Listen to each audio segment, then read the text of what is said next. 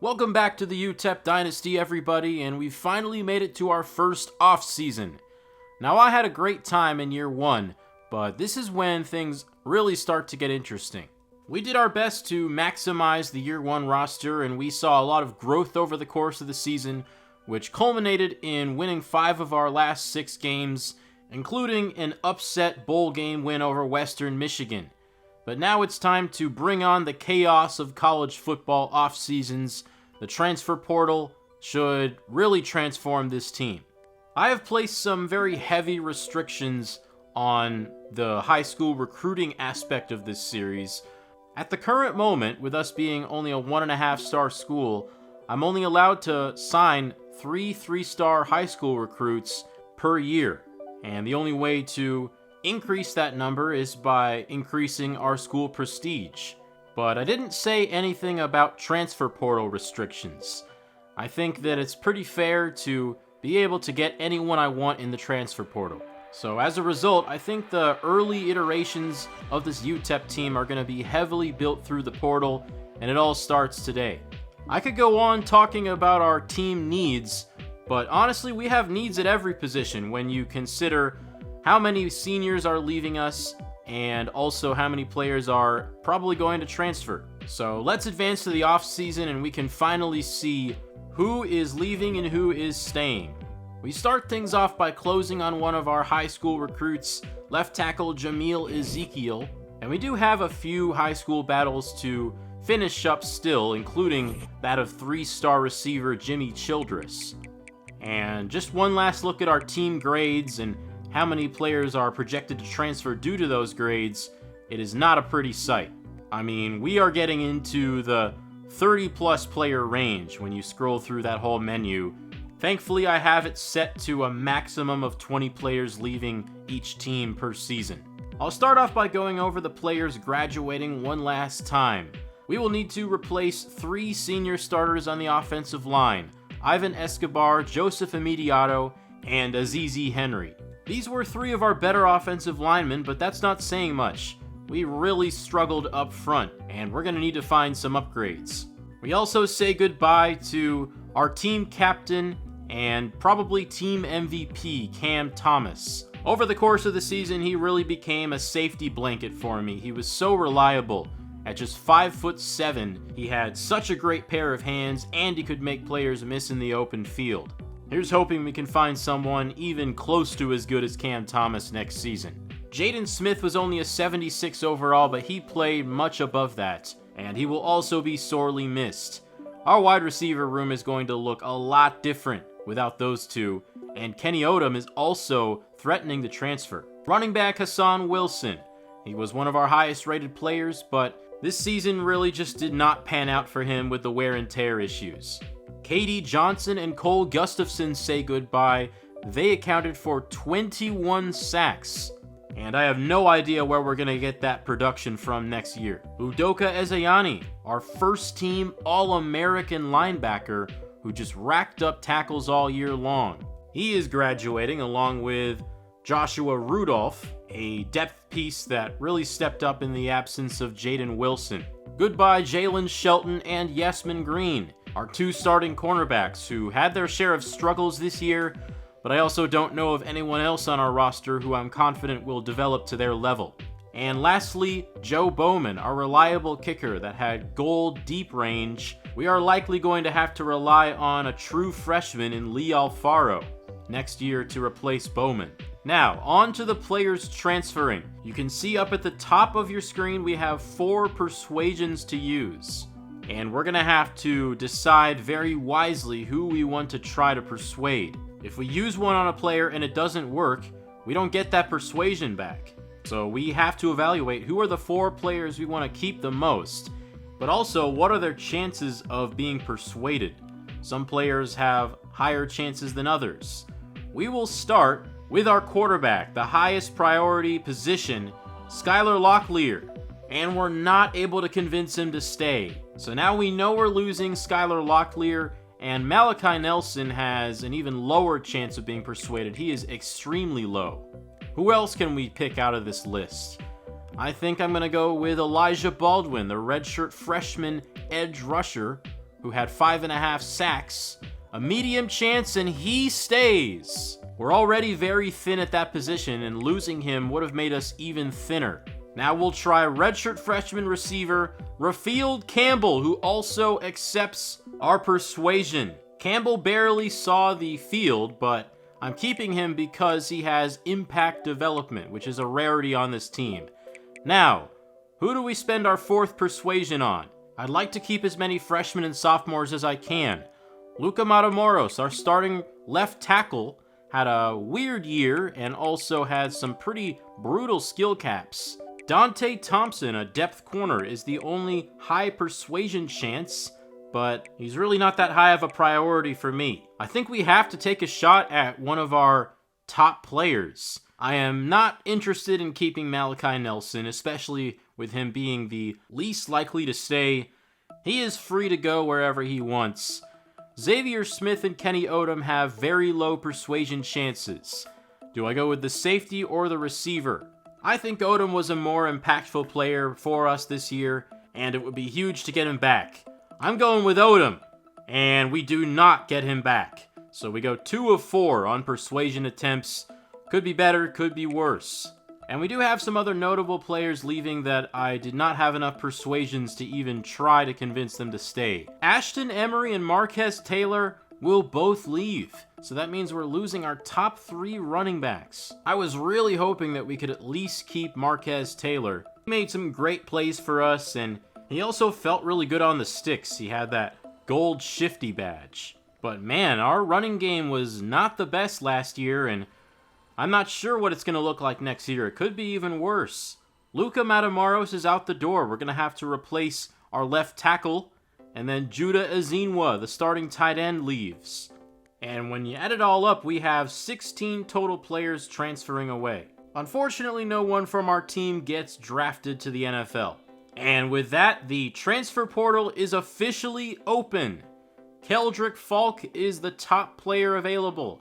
A powerful pass rusher from Auburn. Colin Simmons from Texas also enters, and Colorado tackle Jordan Seaton is the only other 5-star transfer. The top quarterback available is Kansas State's Avery Johnson, while the top running back is Ahmad Hardy from Missouri, and Cam Coleman is the top receiver. He is from Auburn. But I'm very interested to see where our players end up going. Right now, it looks like Texas State is first in line for Malachi Nelson. That wouldn't be much of an upgrade from us.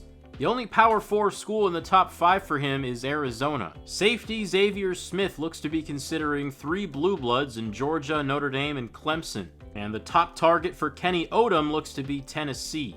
Where will Skylar Locklear end up? He wanted to go somewhere with better brand exposure, but Eastern Michigan, Texas State, and Kennesaw State, I'm not sure if they're going to give you what you want. With that said, here are the players that I will be targeting. I currently have it sorted by interest, and I believe the only quarterback to have us at number 1 is Colt Sparks, a 6'4" freshman from Texas State. We also have freshman tackle Ellis Davis, who actually started for Texas Tech, a team that went to the college football quarterfinals. Not sure why he would want to transfer to a team like us, but hey, we'll take it. And we have a huge built-in lead here on junior running back formerly of Wake Forest, Rashad Simmons. I am definitely interested. Here is junior linebacker Tay Brown. He has us second behind Texas, so we may have some competition there. I'm making an offer to UAB cornerback Tariq Watson. Competition currently looks pretty light there with Air Force and Louisiana in the top 3 with us. Arizona State running back Raleek Brown is also considering us, and just wait till you see the attributes that I scouted. This guy looks like an absolute gem, and that's another player with college football playoff experience. There really were not a lot of receivers with interest in us in the portal. Eric Weatherly from Ball State was really the top target that I could find. I found another cornerback here with Texas A&M's Jordan Shaw. And with Xavier Smith leaving, I'll have to find a replacement for him. Here is Messiah Delhomme, a strong safety from Maryland. He is only a freshman, and he is ranked in the top 500 total. We have lost 2 quarterbacks to the portal, so I'm going to try to get at least 2 back. Here is Rich Beelin, a freshman transferring away from Syracuse. He's from the Bronx. He has a pure runner archetype, and he's currently ranked as the 319th best transfer available. That's a lot better than Colt Sparks, who is also a 3-star. Sparks is ranked 1208th. I'm not really sure how the star ratings are calculated here, but that is a wide range. But I mostly picked these two because I want to hedge my bets and make sure that we at least get a competent quarterback in the portal. Sparks looks like a slam dunk. He has us #1 already. Beelin is more of the high-risk, high-reward option, as he has us 5th, so he's going to be a little bit harder to recruit, but he is also the highest-ranked quarterback that has any interest in us whatsoever. And in an effort to replace KD Johnson, I'm going to try to go after Pittsburgh defensive tackle Ty Uhas.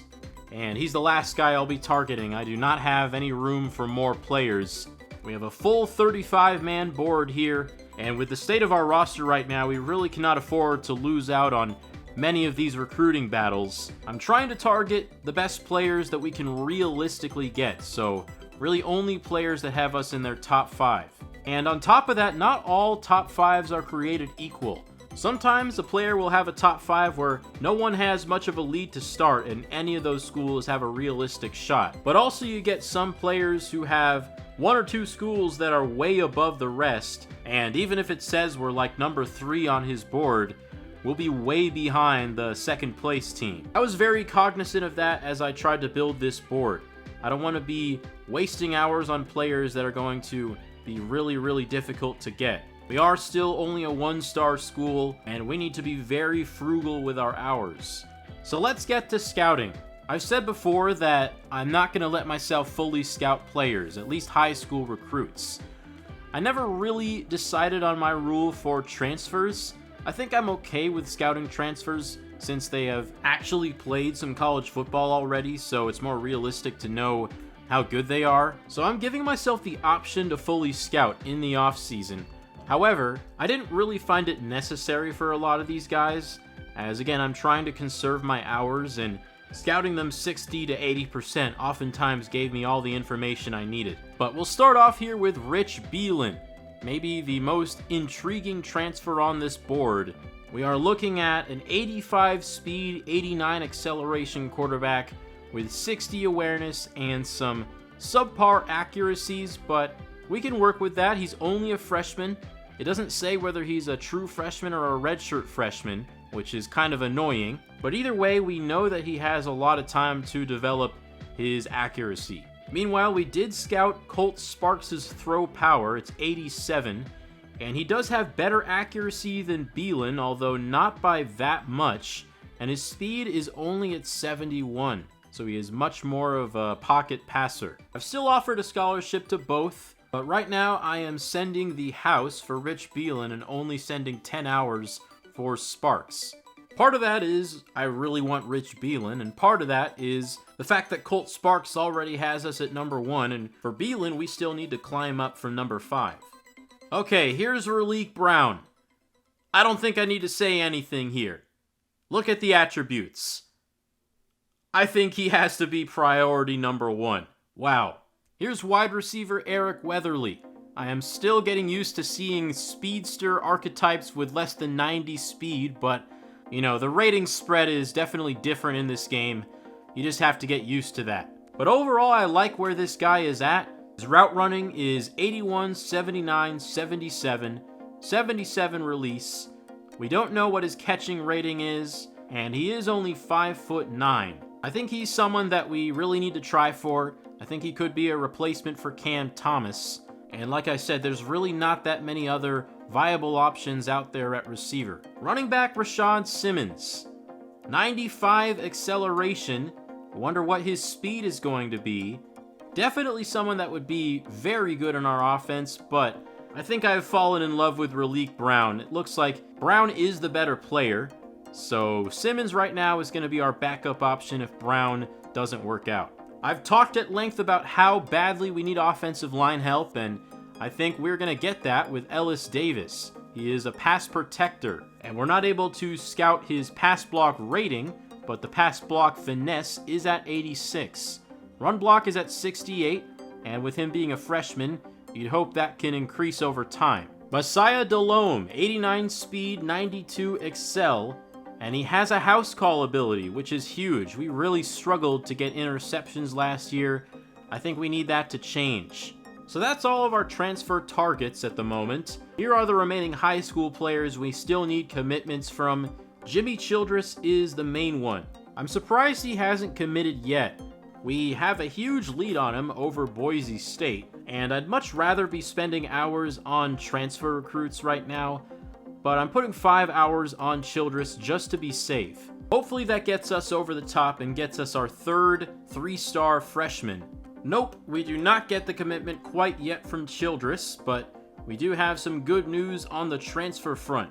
Raleek Brown now has us number 1, same with Colt Sparks and Messiah Delhomme. Brown's ideal pitch, which we've actually already figured out, is the best pitch we have to offer, which is Star Search. We can offer him a lot of playing time, and we're decently close to his hometown Stockton, California. It's been very rare for us to use hard sells so far in this series, as most of them are very bad, but this one just happens to be okay. That bodes well for our chances to get the 95 speed running back. It looks like Ty Uhas also shares the Star Search ideal pitch, and that can hopefully help us out, as we still have some ground to make up on Texas State, Houston, and North Texas. We have narrowed down Messiah Delhomme's pitches to 2, and we're going to be double soft selling on him with campus personality and the clutch. And we actually have 2 A grades for both of those pitches. We're also employing the same strategy on tackle Ellis Davis, and we have found the ideal hard sell for cornerback Tariq Watson.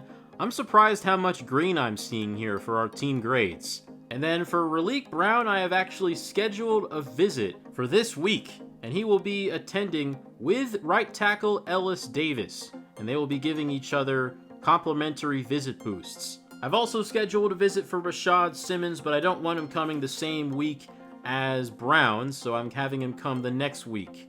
We advance now to stage 3 of the offseason, and Jimmy Childress is the newest commitment, our second 3-star high school receiver, and he's joined by tight end Ben Kerr, a 1-star from California. I can't quite tell how well the visit worked for Raleek Brown, as he still has us in first place, but Stanford and Wyoming are closely behind. We do not have much of a lead at all. We also have 2 other transfers entering their top 5 stages with Tay Brown and Jordan Shaw.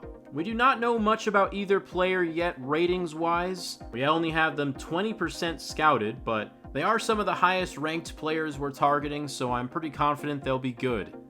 Does Jordan Shaw want to join the military or something? He has Navy, Air Force, and Army all at his top 5, but they are all behind us. Jordan, I promise you, man, you don't have to do this. You can have a nice, peaceful life in the United States. We'll develop you into an NFL player, Jordan, I promise you.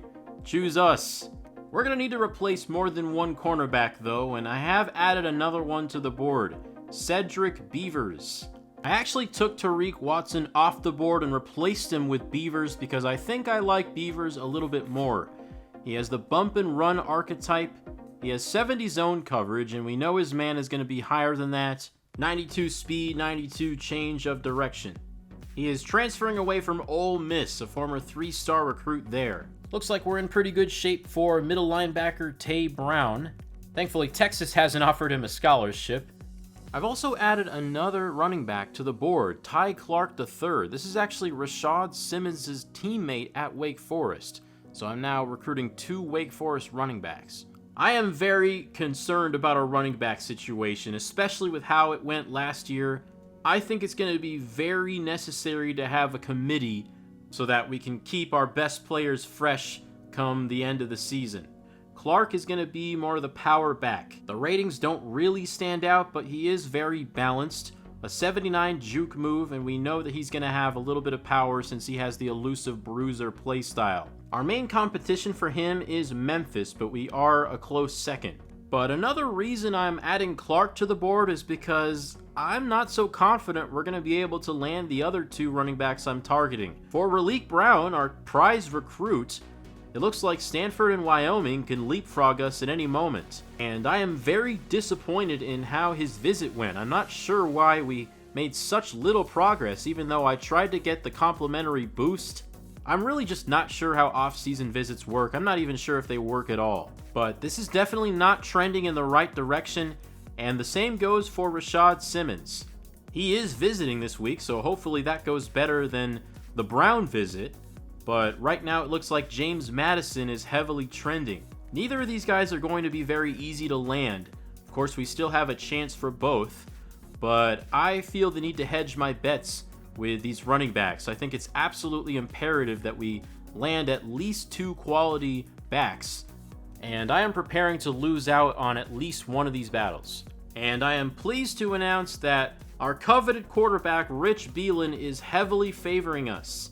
No one really seems to want him except us, even though he's a freshman and is already ranked pretty high. I thought we were going to have to send the house for him all the way through, but until we get some competition, I think I'm content with 25 hours. We still haven't taken the lead on Ty Uhas, but it looks like we're close to doing so. Same with Ellis Davis, who still has San Diego State as his top, and we have a huge lead on Messiah DeLone, who I am very, very excited about. Unfortunately, we are in a losing battle for Eric Weatherly, the only receiver on our board. Boise State is running away with him. Unfortunately, we're going to have to bow out. No commitments as we advance to week 4, and this does not look good. We are in a recruiting battle with Wyoming for Malik Brown. And not only that, but we now are not meeting his deal breaker. I was so confused when I saw this at first because he initially had an A+ for the playing time grade, and now he has an F. I realized that this is actually because I added a 3rd running back to the board, and he saw that as too much competition for him. He doesn't like that. He wants to be the unquestioned starter. I wish I could just tell him, no dude, I'm going to play all 3 of you guys. That's how I want to run things. I want to run a committee. Because if I don't, you're going to have your entire wear and tear bar drained by week 4. But it turns out that adding that 3rd running back backfired in a major way for the recruit that probably is the one I want the most. What a terrible development in the final week of off-season recruiting. I'm not even going to have another week to make up for this mess. I don't think we're getting Malik Brown, y'all. And it just gets worse. James Madison now takes a commanding lead on Rashad Simmons. It looks like we also broke his deal breaker. What a disaster. I feel like they need to retune playing time logic for running back specifically, because it's almost always beneficial to have a running back committee. And just because there's other good running backs on the team doesn't mean that each one is not going to still get plenty of carries. Well, now I know. From now on, I'm never targeting 3 running backs at a time. Thankfully, Ty Clark still has us number 1. I don't think the deal breaker happened for him, and all of our other battles are going well. I think we have no choice but to remove Rashad Simmons from our board. And with Malik Brown, logic would tell us to do the same thing. Even though it's not showing it, we're still spending 50 hours on him, even though it's not actually going to do anything. That's a major penalty for keeping a deal breaker player on your board. You saw when we removed Simmons, it actually gave us 50 hours back. But I don't know, I was feeling a little bit delusional. I guess I wasn't quite ready to give up hope on Malik Brown. We have now fallen to 2nd place, but even in the week where we had the deal breaker happen, we still made almost as much progress as Wyoming, our only competition. I'm not really sure what to make of it. And I guess I didn't really have any other players that I needed to pour hours into, so I decided to keep them on. Check out these visit results, though. I mean, this was back in week 2 when we still had 2 running backs on our board, but it looks like he still walked away unhappy. I'm not sure what more you want, man. I mean, we lost our top 3 running backs, and we want you to be the replacement for Hassan Wilson. We want you to be the lead back. I mean, whatever, dude. Have fun in Wyoming. You're not going to have a better time there, I promise. So weird that the playing time grade went in completely different directions for Clark and Brown. Clark still has A+. I guess the game thinks that Clark is going to be the starter and not Brown. I disagree. I think Brown is better. Clark looks like more of a multi-year project and someone who is definitely going to rotate in from the very start, but definitely not someone that I want to be giving the majority of the carries next season. He looks more like someone who could be the lead back a year from now. I think this is kind of a moment where you start to miss the recruiting system from back in NCAA 14 and a lot of those earlier games. You could actually manually promise players certain things. In this case, I would probably promise playing time to Raleek Brown, and I'm not sure I would do the same thing to Ty Clark. But all I can control here is which pitch I give them, and I'm naturally just going to give them the pitch that works best for our grades and their ideal pitch. I genuinely feel deceived by the game right now, and that does not feel good. But moving on from that, we do have quite a few players at other positions that we look to be closing in on. We're going to have to be careful here with Jordan Shaw as Navy is making a push. I would schedule a visit for Shaw this week, but Navy beat me to it. Thankfully, I can schedule visits for Cedric Beavers, Messiah Delhomme, and Rich Beelan. Delhomme and Beavers are going to give each other complimentary visit boosts. Hopefully it actually works this time. And for Beelan, I just want to leave no stone unturned. I think we're going to get him anyway. And we had one more open spot on our board. I'm going to be using it on punter Michael Kudavides. Not sure how to say that name. We do still have a punter on the roster for next year. Noah Botsford is going to return, but Kudavides is someone that we can keep on the bench and develop so that he can be more ready to step in a year later. I did forget to screenshot his attributes, but I can tell you that his accuracy and power are both in the low 70s right now. And that's it. That's all the recruiting we're going to do for the year one off season. Now we can see who's going to commit on National Signing Day. We get started with quarterback Rich Beelan. That is huge. I'm excited to have his mobility, and only being a freshman, he has a chance to be a multi-year starter. Messiah Delhomme commits. Another freshman on defense who has a lot of potential. Now we get a string of high school recruits in Ron Fajoko, LaShawn Bayard, Titus Toljan. So bolstering the offensive line there. Javier Daniel, a defensive tackle. Darren Kesey and Nick Massey, a pair of cornerbacks. Now back to the transfers. Tay Brown commits. The Mike linebacker. And then Raleek Brown. I don't know how that happened, but we actually got him. No way. This was genuinely so shocking to see. I think removing Simmons from the board and limiting it to only 2 running backs made Raleek Brown's playing time grade go back up to where it was. I did not know it at the time, but I think I might have saved our offense just by pressing one simple button, the triangle button, to remove Rashad Simmons. I don't understand this game sometimes. It works in mysterious ways, but we got our guy. Cedric Beavers, a cornerback, also commits, and he is joined by fellow cornerback Jordan Shaw. So we get 2 cornerbacks from the SEC. Colt Sparks, a quarterback from Texas State. Ellis Davis, the tackle from Texas Tech. And we get Ty Clark, the running back from Wake Forest. And we close it out with punter Michael Kudavides. Unfortunately, the only player we actually lost out on was Ty Uhas, the defensive tackle. He goes to Texas State. Yeah, I genuinely have no idea what happened here with Raleek Brown. It still says that his deal breaker is not met. His playing time grade is at an F.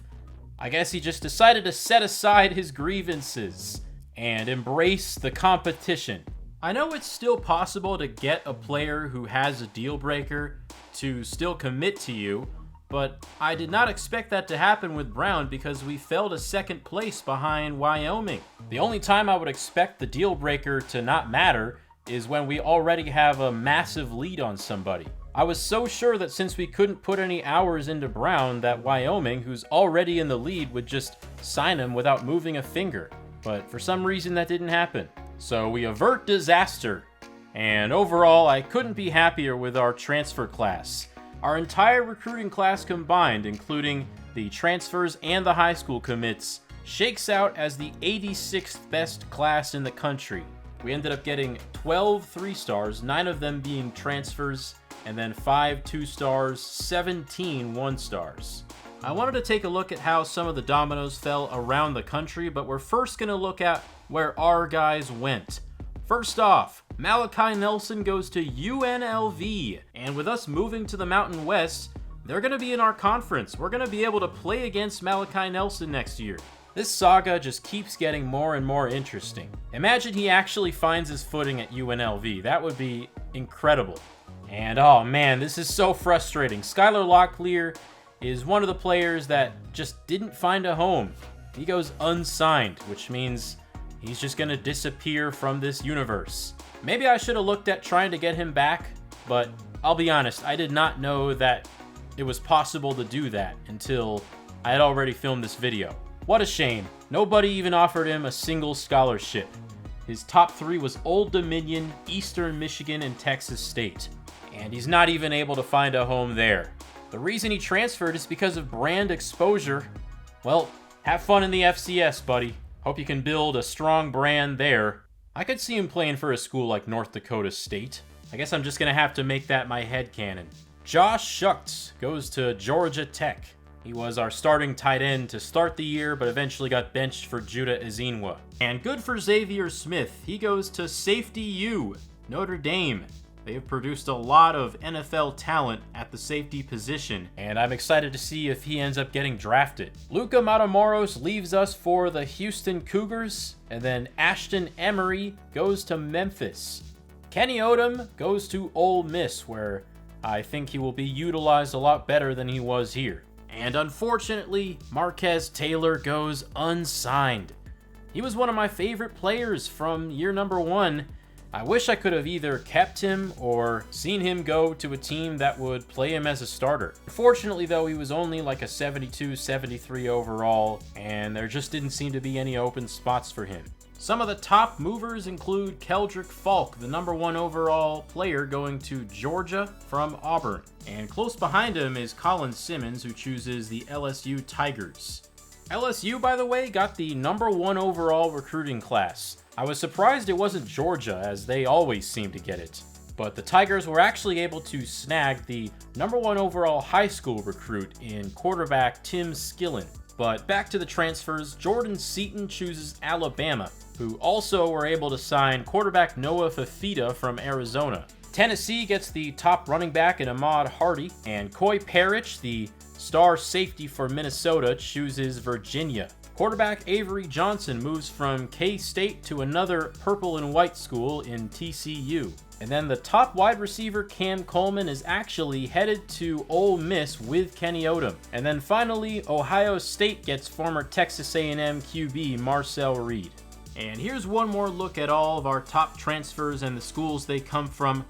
We actually got a lot of players to come from Power 4 schools.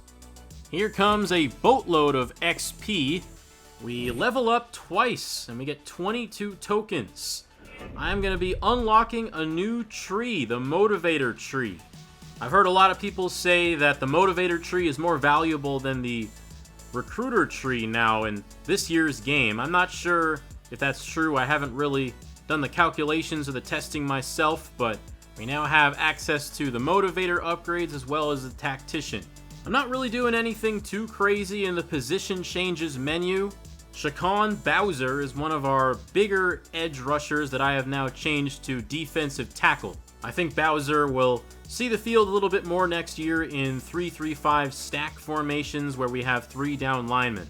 I'm hoping for a big development leap for Bowser and Ashton Coker though, because we are going to desperately need someone to step up in the absence of KD Johnson and Cole Gustafson. I have also moved Garrett Hawkins to an outside linebacker role. Hawkins impressed in flashes last season, and he looks to be one of the guys who will step up to fill Udoka Ezeani's spot. And then lastly, we only had one athlete to assign a position to, and that's Kevin Cordero. I'm not messing around. I'm just going to keep him as his projected position of Sam linebacker. It's now time for off-season training. You can see that pre-training we have 3 transfers that are already 80 overall. Hopefully we can increase that number. I will be auto-progressing during the off-season. Here we go. And these are the results, or sort of. It looks like none of our transfers actually used their points. All of our returning players did, except for the true freshmen, of course.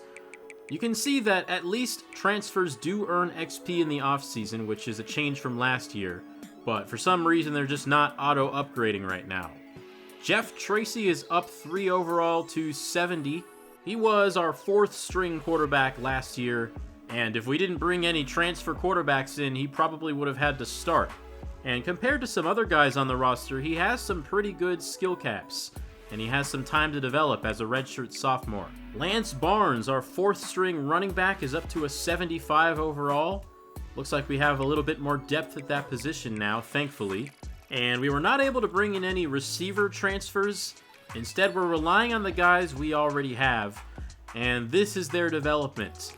Wandame Davis is going to be our best receiver next season at just 73 overall, a far cry from the days of Jaden Smith, Kenny Odom, Cam Thomas. Wandame was one of my favorite depth players last year. He would always break tackles after making catches. He felt better than his rating was. But man, those skill caps are brutal. He's not going to get much better than this. Jalen Brown and Rafield Campbell are also going to be thrust into starting roles. I think all these guys have interesting skill sets and they complement each other well in that Davis can make plays after the catch. Jalen Brown is more of a contested catch specialist, a bigger body, and Rafield Campbell is more suited to play out of the slot. But unfortunately, the skill cap issue is not limited to Wandame Davis. Brown and Campbell also have some terrible skill caps. I'd be excited about the future of this receiving core, but I don't know if it's going to get much better. It's just very unfortunate to see a guy like Rafield Campbell have an impact development trait, but basically no room to develop. One of the biggest jumps on the team was made by Taylor Perez, who was actually our lowest rated receiver last season. The main thing bringing his rating down was the catching. It used to be under 60, now it's at least 63. I honestly think with him being one of the faster players on the team, I could see him getting playing time, with 78 deep route running as well. But the catching is certainly still a major issue. We also got some good development from our tight ends. Cash Cheeks is up to a 74 overall. That's better than any of our tight ends were last season. Cheeks basically never saw the field. He was behind Josh Schuchts and Judah Ezinwa all year long. He patiently waited his turn, and he is going to get it in his redshirt senior year. He is 6'7" and under 200 pounds, so he's built like a basketball player. I think his height is going to be an advantage, though, especially with how receivers attack the ball in this year's game. Backup tight end Noah Stevenson went up by 7 overall to 70. And he is a pure blocking specialist. I think he should help out our running game quite a bit. Unfortunately, I did not see the development I was hoping for on the offensive line.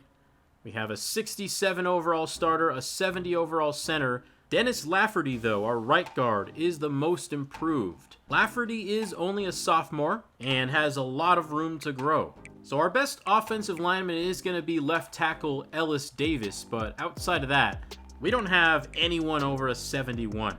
That's going to be a problem.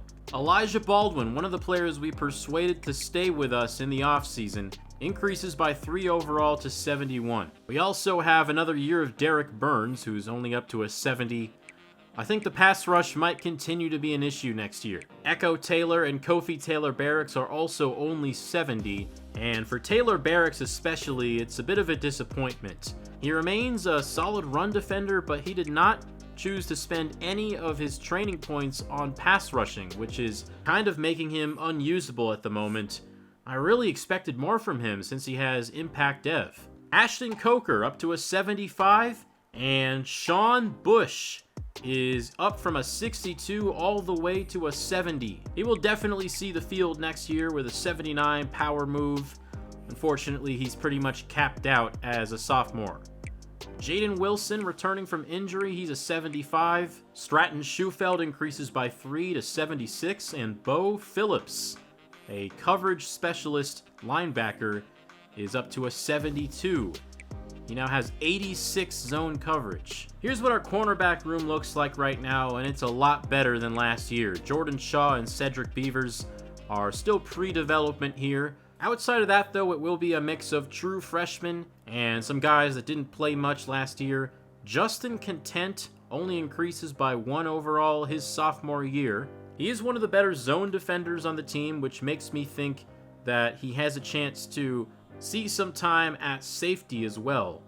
But Content I wanted to highlight mostly because I realized that I should probably apologize for getting his name wrong when I had my little rant very early in the season when he got burned for a touchdown. Then I said, I am not content with your play. I called him Jalen instead of Justin Content.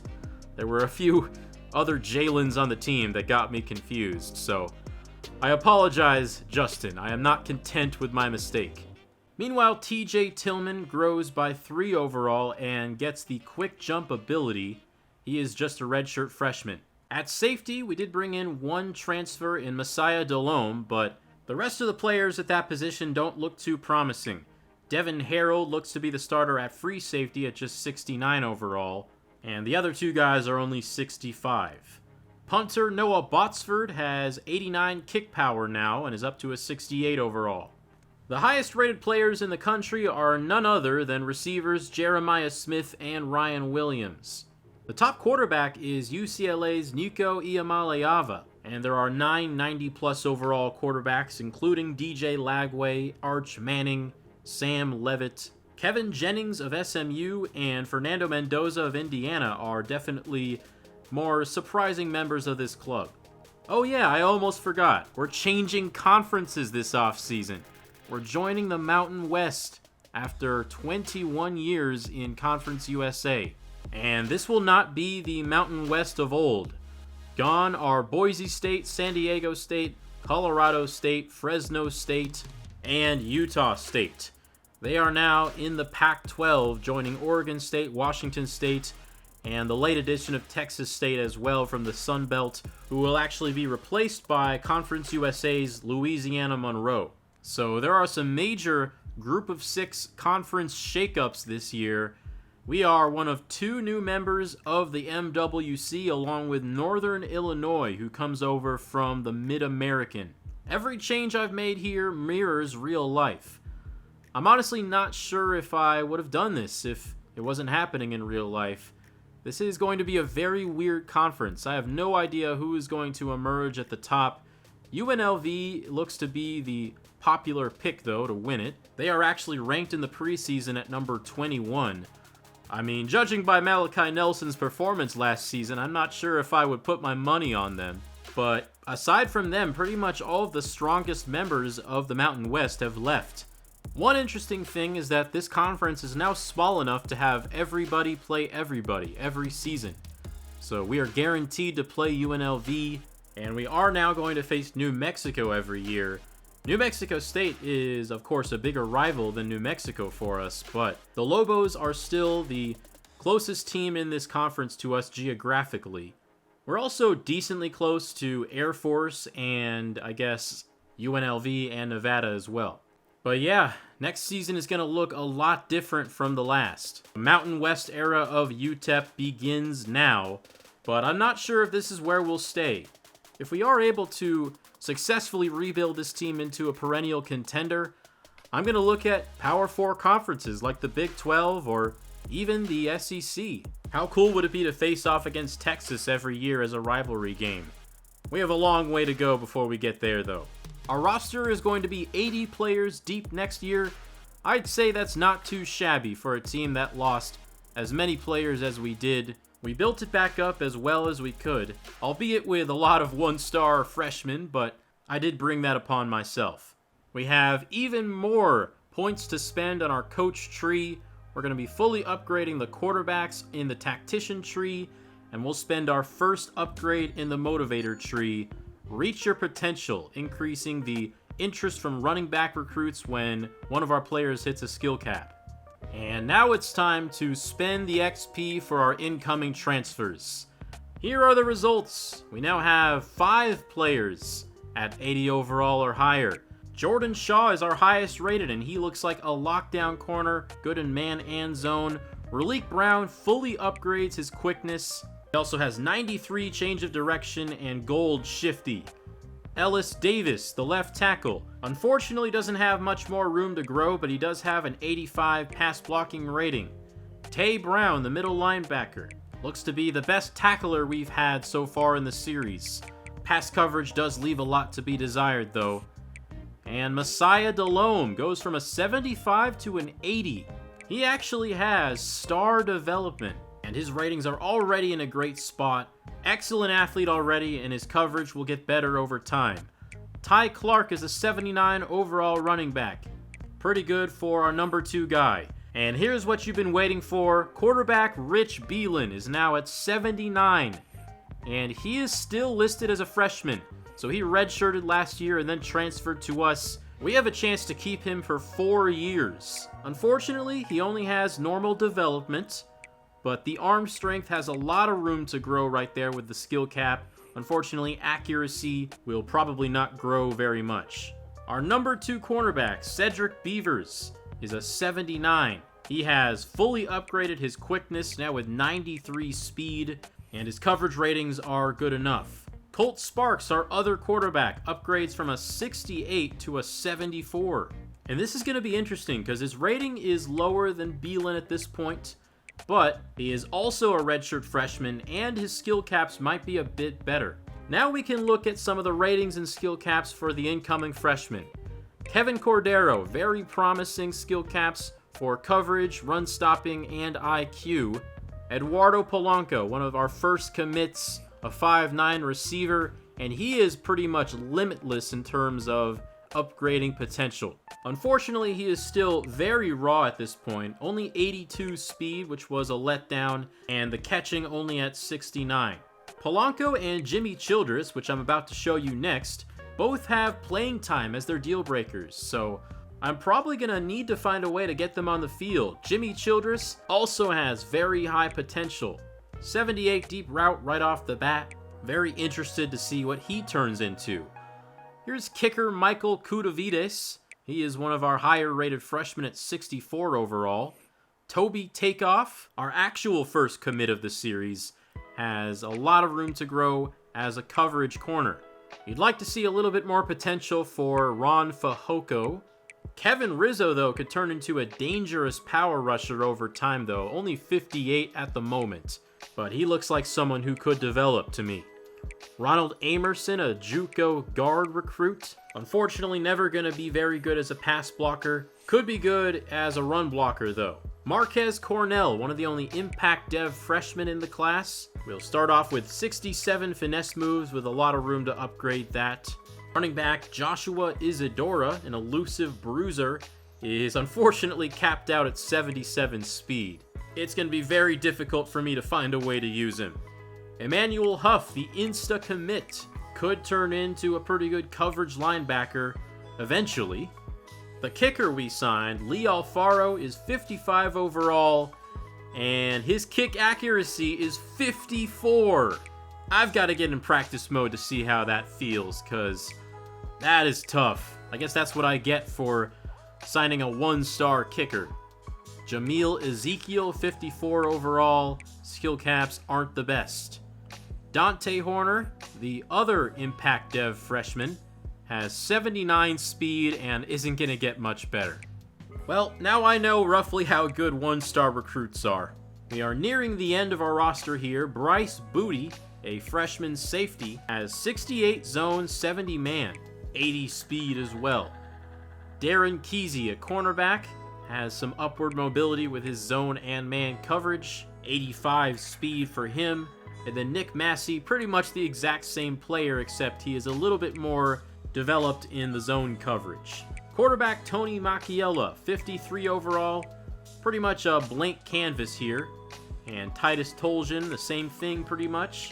LaShawn Byard, 76 speed as a linebacker, 68 tackling. And the award for our lowest rated player goes to tight end Ben Kerr.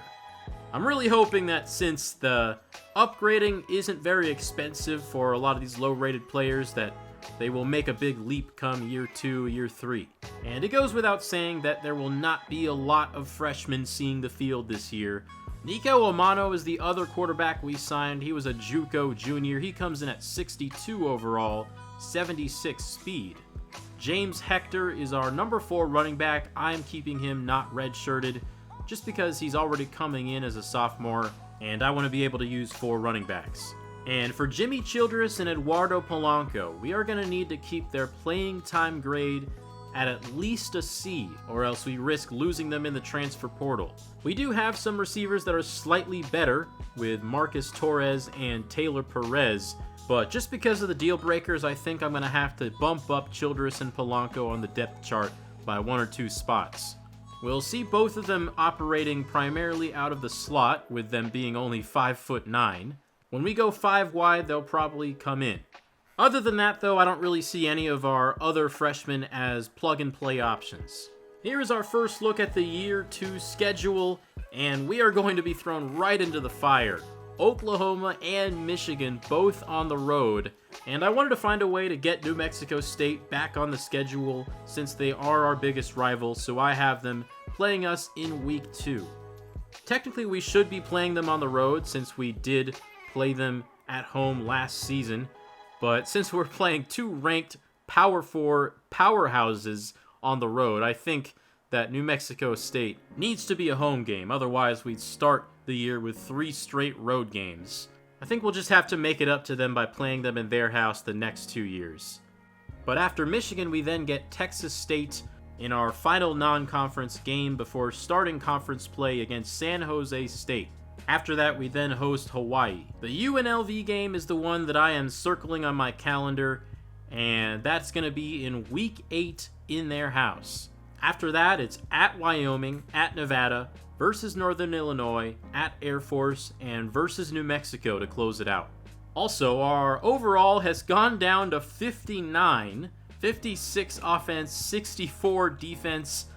I'm really not sure why those two are so far apart, but those numbers are definitely being deflated by the amount of 1-star freshmen that are on the team. Our prestige rating has also gone down to only 1 star. We used to be at 1.5.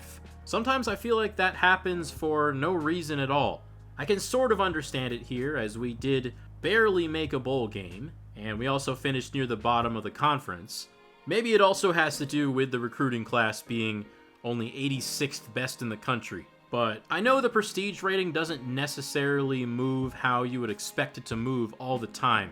So I might have to look at maybe using my judgment to determine at the end of each season whether we should move up in the recruiting strength for the recruiting house rules. Maybe with the current house rules, I'm dooming myself to only being at 1 star, because if I keep on recruiting a bunch of 1 stars every year, it's just not going to increase the prestige at all. For now, I think a good rule to use is if we win the conference championship and the game still didn't increase our prestige at all, I would then give myself the liberty to increase our prestige by 1 star in the context of the house rules. So I would then be able to sign a better recruiting class the next season. And I would do that regardless of whether the game actually gives me that prestige increase or not. Let me know what you guys think of that in the comments. I think that's pretty fair. To close out this video, I want to show you guys some practice footage. I hopped in just to get a feel for some of our new players, and there are a lot. The major standout is who you'd guess it was. Raleek Brown was absolutely electric. That was the very first play of the scrimmage. Now he's going to take a screen pass behind some blockers all the way to the 12-yard line, showing off the speed, and he runs in between the tackles as well, not just outside.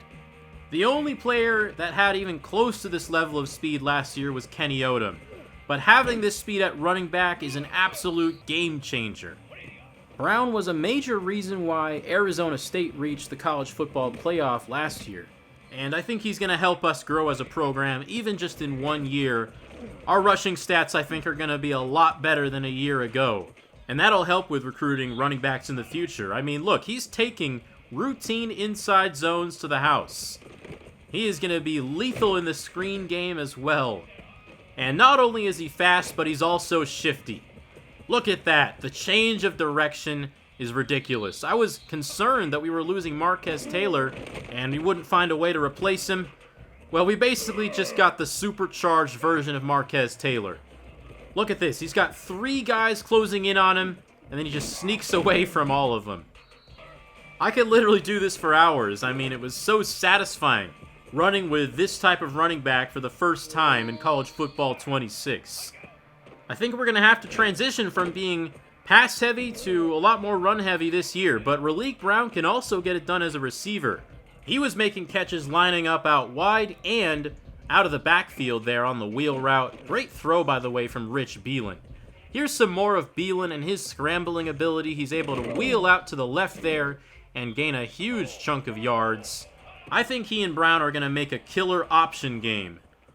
And now look at Beelan freelancing here, making a play on the run. That had Russell Wilson to Doug Baldwin Thursday Night Football vibes right there. Beelan now on the keeper, waving through blocks, and he's up to the 6-yard line. I really like how he feels on the sticks. Beelan now stepping up in the pocket, delivering to one Eduardo Polanco. He was able to throw into a lot of tight windows. Here's a hole shot to Wandame Davis. Play action now for Beelan over the middle. This is caught by Jaylen Brown. Showing right now that he's more than just a runner. Last season we had a failed flea flicker, but this one is successful. Might have to pull that back out at some point year 2. Beelan also made some pretty nice plays outside the pocket, delivering right on the money to Wandame Davis on the dig. Slot receiver Rafield Campbell also made a few nice plays, getting open on the slant right there. And he's also able to take this jet sweep for a big chunk. A ton of green grass on the right side of the field, and he caps it off with a spin into a stiff arm. That was nasty. Now a fake jet sweep, and Beelan delivers on the money to another camp standout, tight end Cash Cheeks. I was impressed with his ability to use his 6'7" frame to attack the ball midair. And he also has underrated speed, able to run away from man coverage there from safety Messiah Delhomme. And he was just in the right place at the right time, just hanging out near the sideline, and Beelan finds him on the RPO. And here's our first look at quarterback number 42, Colt Sparks. I am not able to change his number since he's a real person, so I'm just going to have to get used to it. Sparks doesn't wow with his legs or his mobility, but he did make some nice throws, and he has better arm strength than Beelan, showcasing it right there on the pop pass to Cash Cheeks. And this is what I was really concerned about. Our freshman kicker, Lee Alfaro, has 54 kick accuracy, and this is what it looks like in game. The accuracy meter is very fast. It's also very easy to overkick and get that accuracy penalty. I was experimenting with different kickers, and I actually put Michael Kudavides, the punter, in at kicker. And I quickly realized that punters get a pretty severe penalty when you try to have them kick field goals. This is what it looks like after he's missed a couple. And mind you, this is a guy with 72 accuracy, which is 18 better than Alfaro. But fortunately, Noah Botsford, our starting punter, actually has some pretty good kicking ratings. 89 kick power is good enough to still be usable even with the punter-kicker position change penalty. And he also has an ability that really slows down the accuracy meter. I actually found that Botsford was our best kicker by a wide margin.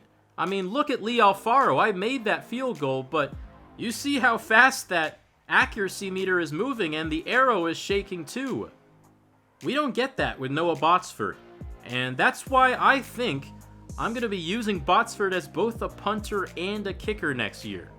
I just do not trust Lee Alfaro nearly enough. I think he could use a year to sit down, learn from Noah, and come back more accurate next season. Here is the first look at the recruiting board. I have yet again picked out 3 3-stars and 5 2-stars to pursue, and the rest are 1-stars. Thankfully, though, we don't need to sign quite as many players, though, because there will likely be less players transferring and less players graduating this season. So I'm not just going to have to sign like 15 1-stars just to have any chance at having a full roster. The top player on the board is edge rusher Khalid Claiborne from Minneapolis. He kind of looks like just another Kofi Taylor Barracks. Very raw in the pass rush department, but very good at block shedding with 83. I think in a 3-3-5 scheme though, guys like him are necessary to have on the roster. Hopefully his pass rush moves can develop over time though. I think if they can at least get into the 70s, then he'd be a really good player for us. I have found a gadget wide receiver to pursue. This is Cam Clements from Sunnyvale, California.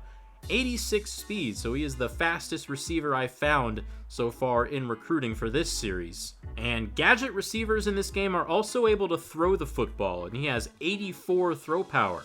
The route running is also in a solid spot, catching traffic at 76. He doesn't really seem to have any weaknesses. And he already has us at number 1. So just like last year with Jimmy Childress and Eduardo Polanco, we again have receivers who have interest in us. Miles Isaac, a 3-star right tackle, is also on my board. A well-rounded archetype.